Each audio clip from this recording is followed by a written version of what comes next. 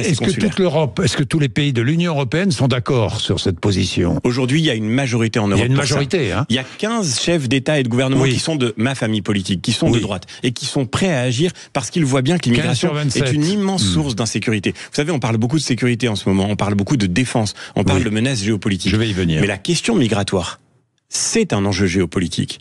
La protection de nos frontières, c'est déjà une manière de nous défendre face à des menaces extérieures. Que fait la Russie aujourd'hui avec des pays comme la Pologne, la Lituanie? J'ai été à la frontière entre la Pologne et la Biélorussie.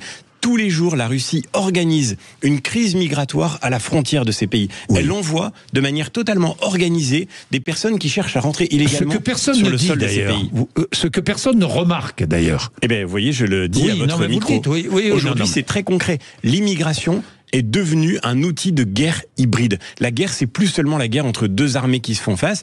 La guerre, elle utilise des moyens détournés. Et l'arme migratoire est devenue un moyen de pression sur l'Europe. C'est le cas de la Russie, mais ça a été aussi le cas de la Turquie, avec la Grèce et la Bulgarie. Et donc, si on veut que l'Europe soit forte, si on veut que nos pays retrouvent leur sécurité, ils doivent retrouver leurs frontières. Et ça, c'est nous qui sommes en train de le faire au plan européen aujourd'hui.